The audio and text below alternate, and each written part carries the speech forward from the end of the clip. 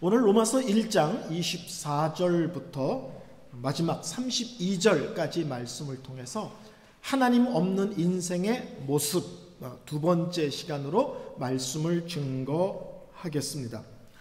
로마서는 1장 1절부터 17절까지가 이제 로마서는 편지니까는요, 서론 이렇게 말해도 되고 인사말 이렇게 표현해도 됩니다. 그리고 이제 1장 18절부터 본론에 들어가는데 1장 18절부터 아주 길게 3장 20절까지 인간의 죄와 하나님의 진노를 다루고 있습니다. 지난번에도 말씀드렸지만 성경은 죄에 대한 분명함과 단호하신 하나님에 대한 것들이 명확하게 드러나기 전까지는 절대로 구원 얘기, 하나님의 사랑과 은혜 얘기를 꺼내지 않습니다.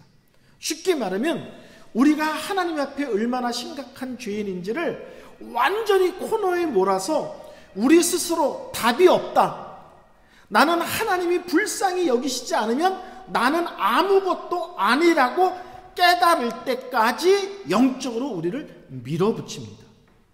그리고 하나님 앞에 항복할 때 비로소 그때부터 하나님이 네 안에 놀라운 일들을 행하시고 계신다는 이야기를 꺼내기 시작합니다. 그러니까 로마서 1장 18절부터 3장 20절까지는 하나님께서 우리를 완전히 코너에 몰아서 나는 절대로 답이 없는 인생임을 처절하게 깨닫도록 하시는 내용인 것입니다. 특히 1장 18절부터 1장 끝부분까지 주 내용은 뭐냐면 하나님께서 자연 만물을 만드시고 그 만드신 세상을 통해 하나님이 계시다. 그리고 그 하나님은 엄청난 능력의 하나님이라는 사실을 분명히 보여주셨다. 이 얘기를 하고 있는 거예요. 흔히 이것을 자연 계시다 그랬습니다. 하나님이 세상을 만드셨고 만드신 세상을 통해 하나님이 계신 것과 그 하나님이 능력의 하나님인 것을 알게 하신 것, 보여주신 것을 자연 계시라고 말합니다. 근데 이 본문을 읽으면 사람들이 세 가지를 하지 않죠. 첫째, 하나님께서 계신 것을 보여주셨는데 하나님에 대한 진리를 거부했다. 이렇게 나오고요. 지난주에 들은 말씀은 하나님이 계신지를 보여주셨는데 알면서도 예배하지 않았다. 두 번째고요. 세 번째는 그 하나님께 절대로 감사하지 않았다. 하나님의 진리를 거부하고 예배하지 않고 하나님께 감사하지 않았다. 그래서 사람들이 어떻게 됐느냐? 하나님을 거부했더니 불경건과 불의로 나가게 됐다. 불경건은 하나님과 우리와의 관계가 다 깨져버렸고, 불의, 그것 때문에 우리의 삶이 죄의 아주 대문을 활짝 열어놓고 사는 인생이 됐다는 거예요. 하나님 관계가 깨어지면 드러나는 것은 언짢아 죄된 모습이 다라는 것입니다. 그 다음에 예배하지 않고 감사하지 않았다는 얘기를 하면서 그 결과 어떻게 되느냐? 사람의 생각에 문제가 생겼다. 또는 마음에 문제가 생겼다. 자기 깐에는 열심히 생각해. 자기 깐에는 깊이 생각해. 근데 하나님이 보시기에는 그게 다 무익한 거예요. 의미 없고 가치가 없는 거야. 두 번째는 어두워. 세 번째는 뭐예요? 똑똑한 것 같은데 어리석어. 그래서 제가 지난주에 얘기했죠. 헛똑똑이다. 하나님을 알지 못하는 사람들의 머릿속에서 나오는 것들은 실제로는 공허한 것이고 어두운 것이고 헛똑똑인, 잘난 척하지만 실제로 하나님 보기에는 어리석기에 한이 없는 존재들이라는 거예요. 그래서 그런 생각에 빠진 사람들의 결론이 뭐냐? 놀랍게도 우상 숭배라는 거예요. 창조주 하나님을 대신해서 피조물을 섬기고 영원하신 하나님 대신에 잠시 있다가 썩어지고 사라질 것들을 어리석게 섬기는 모습이 되었다는 거예요. 이런 분들 계세요. 나는 고목나무에다 절하지 않는데, 나는 동물의 형상에다가 뭘 만들어 놓고 절하지 않는데. 아니요. 우리가 지금 그런 것을 안 할 수 있지만 우리 마음속에 하나님보다 더 중요하게 여기는 것이 있으면 그것이 바로 우상입니다. 내 삶 속의 중심의 핵심이 목표가 가치관이 돈이면 실제로는 나는 우상하게 돈을 전하진 않지만 나는 실제로는 돈을 섬기고 있는 것입니다. 명예를 섬기는 사람도 있고요. 그렇죠? 어떤 사람은 자기 자신의 만족이 자기 인생의 모든 것이야. 그래서 실제로는 자기가 자기 자신을 신처럼 섬길 수도 있습니다. 그러니까 하나님 없는 인생은 그 생각이 절대 하나님 보시기에 고상하고 우아할 수가 없고, 만들어낸 것이 하나님 대신 다른 것을 섬기는 어떤 대체물에 인생을 걸고 시간을 낭비하는 삶을 사는 거라는 거예요. 뒤틀려진 마음에 뒤틀려진 내용이 나온 것입니다. 하나님은 우리를 창조하실 때 예배하는 자로 창조하셨어요. 근데 하나님을 예배하지 않으면 우리는 안 예배하는 것이 아니라 하나님 대신에 뭔가 다른 것에 마음을 뺏기고 실제로는 무릎을 꿇고 살아가고 있다는 것입니다. 근데 오늘 더 무서운 얘기를 해요. 하나님 없는 인생이 어디로 가느냐? 하나님 대신에 다른 것에 절하는 어리석고 미련하기 짝이 없는 우상 숭배의 삶으로 날아가는데, 또 하나 놀라운 것은 성적인 타락으로 간다.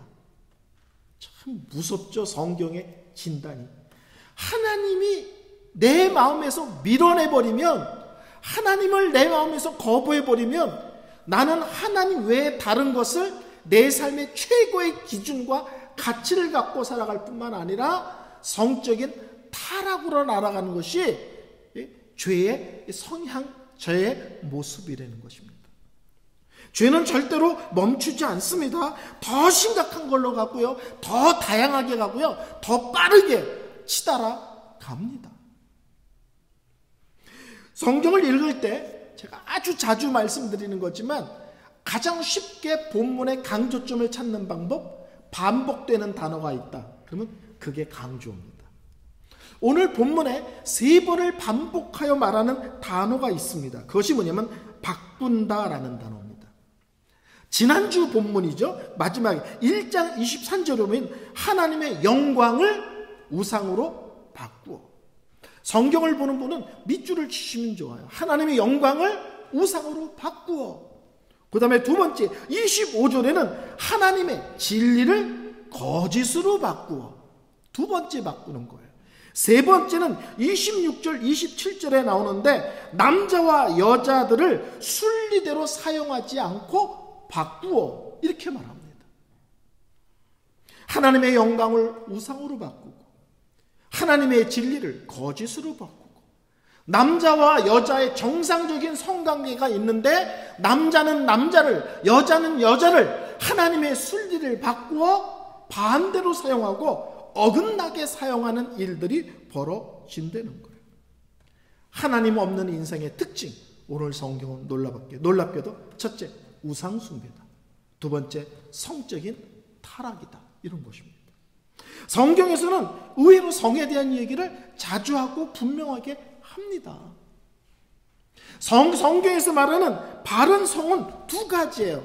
남자와 여자 사이에서만 이루어지는 것을 성경은 하나님이 창조하실 때 만드신 원리라고 설명합니다. 여자가 여자를, 남자가 남자를, 이것은 하나님의 창조 원리에 어긋난 것입니다. 성경에서 말하는 참된 성은 남자와 여자 사이에서 일어납니다. 두 번째로는 가정, 결혼이라는 울타리 안에서만 일어납니다. 가정의 결혼이라는 울타리 안에서 남자와 여자라는 원리 안에서 이루어지는 것이 성경에서 말하는 바른 성, 또 하나님께서 계획하신 바른 모습입니다. 오늘 보면은 순리대로 영리대로 이렇게 말합니다.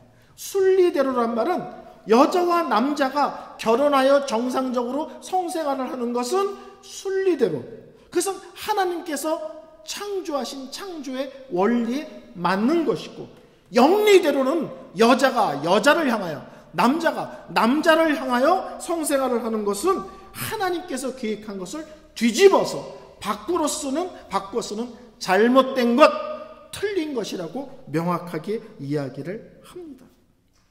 하나님 대신 다른 것을 섬기면 끝없이 강조합니다. 결론은 끝없이 죄를 향해 달려가는 것밖에 없다. 죄는요, 우리 인생을 바닥으로 끌고 가는 속성이 있습니다.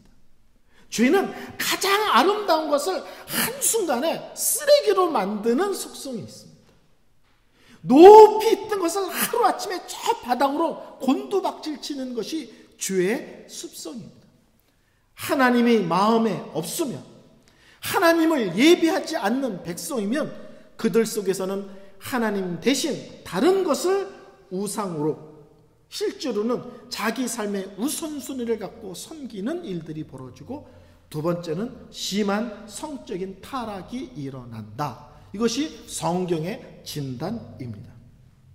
그러면서 1장 29절부터 31절까지 성적인 타락뿐만 아니라 하나님 없는 사람의 삶 속에서 온갖 죄가 드러나는 것을 아주 많은 부분을 언급합니다.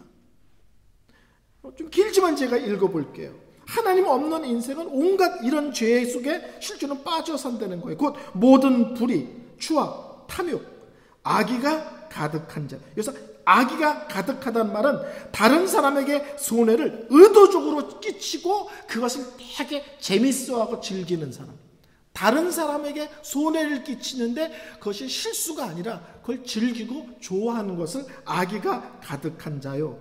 시기, 살인, 분쟁, 그 다음에 사기, 악독이 가득한 자. 여기서 악독은 죄악된 습관이, 습관적으로 이제 죄를 계속 짓고 반복하는 어떤 그런 것을 얘기합니다. 수군거리는 자, 비방하는 자. 여기서 비방은 공공연하게 사람을 비난하거나 명예를 훼손하는 것.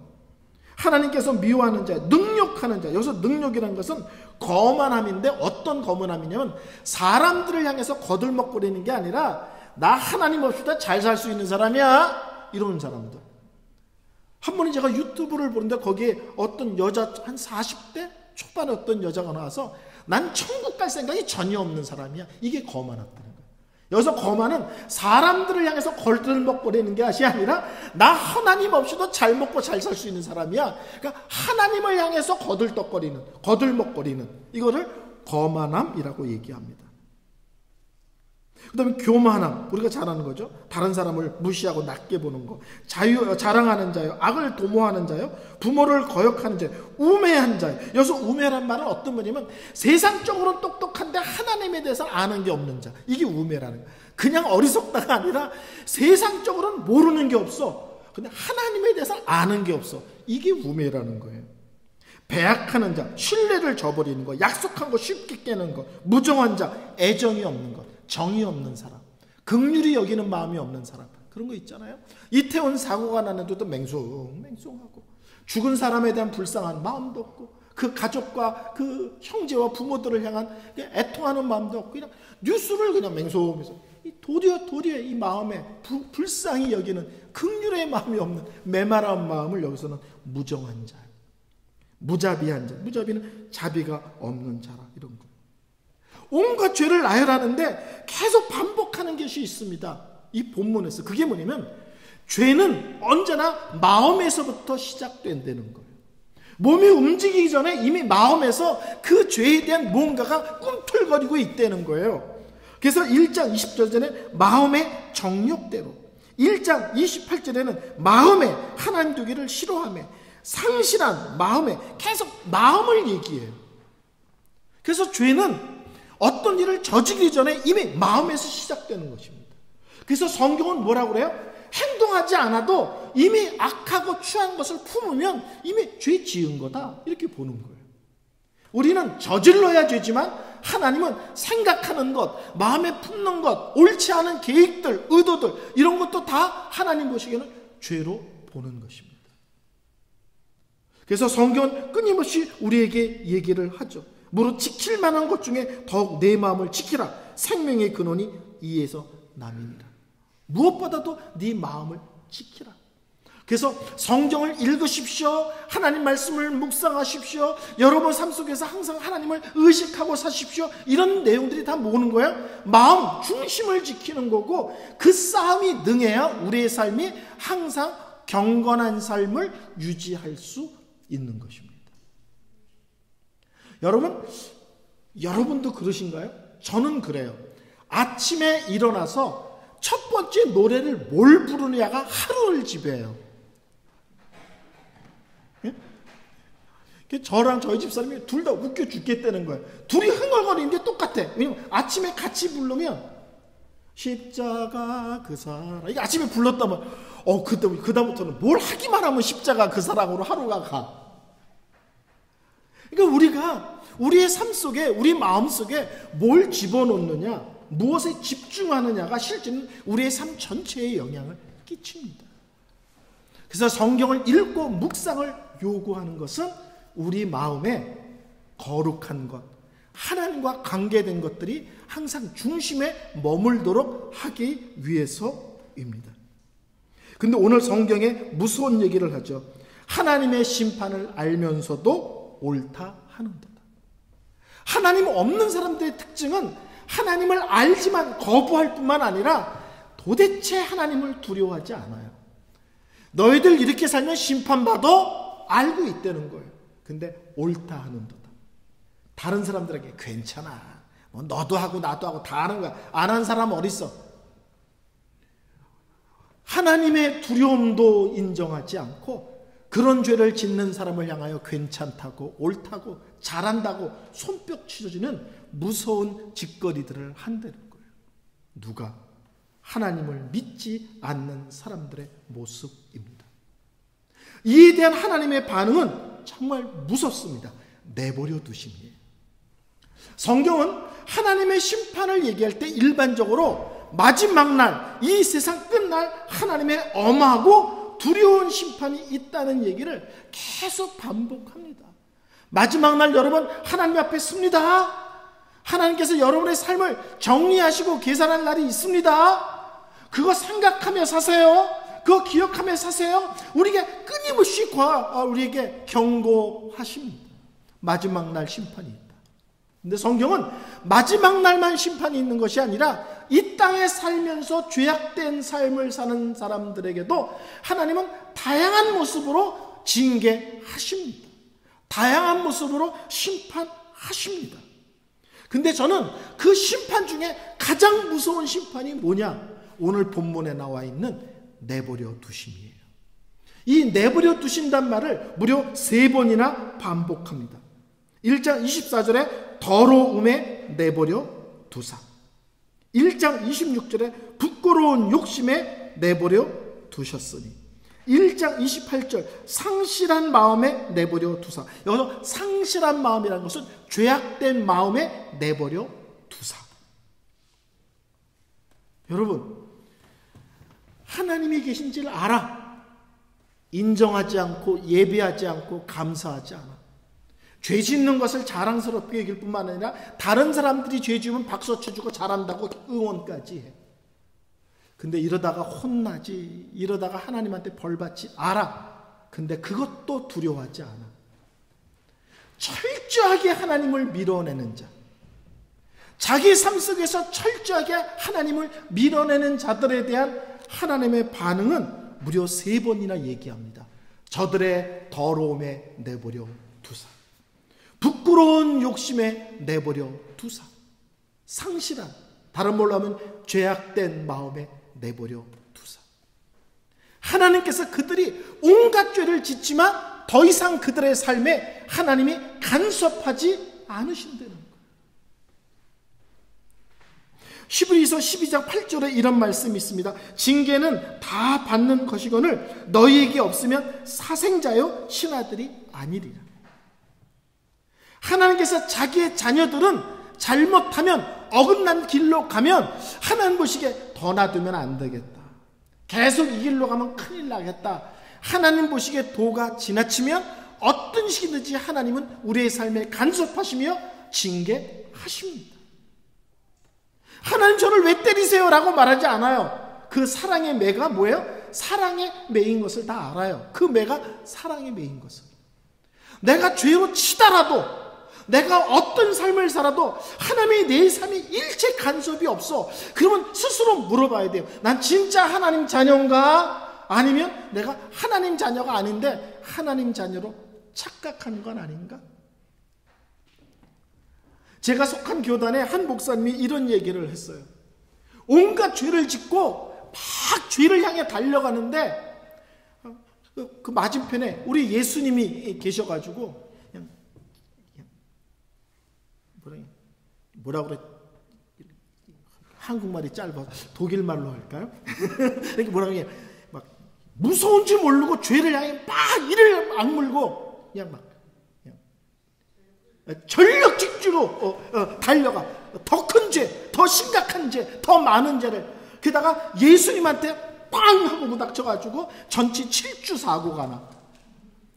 그리고는 온몸에 기부스하고 누워서 예수님을 향하여 저를 사랑하신다면서 어떻게 저랑 이렇게 정면으로 부닥치시고 저를 7주 진단이 나오게 하십니까? 그때 우리 예수님이 그러신다는 거예요. 내가 비키면 임마 그 뒤는 지옥이야. 꽝 하고 예수님한테 부닥쳐서 전주 7주가 났는데 왜 이렇게 심하게 저를 다치게 하셨어요?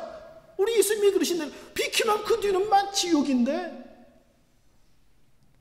성경은 죄악을 치닫는데 그것을 가로막고 혼내시고 야단치고 때리는 것은 하나님의 특별한 사랑이고 은혜라고 얘기하고, 그렇게 사는데도 하나님이 나를 내버려 두셨다는 것은 이 땅에 살아가는 사람을 향한 하나님의 심각한 두려운, 실제로는 심판이고 진노라는 것입니다.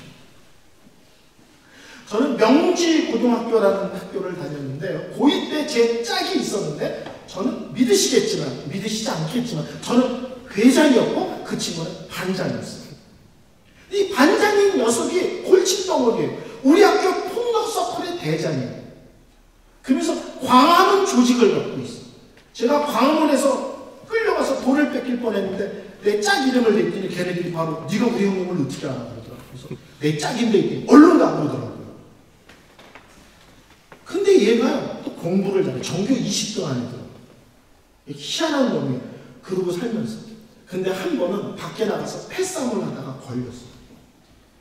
옛날에는 교무실 가면 야구방망이로 때리거든요. 야구방망이로 얼마나 맞았는지 한쪽 다리를 지리를 끌고 들어오는 거예요. 근데 저 보면서 치치기치 웃어요. 그래서 제가 야구방망이로 그렇게 얻어맞고 뭐가 좋아서 치치기치 웃으냐 그랬더니 태학은 아니잖아. 그걸 네가 어떻게 알았더니 태학은 절대로 안 때린대요.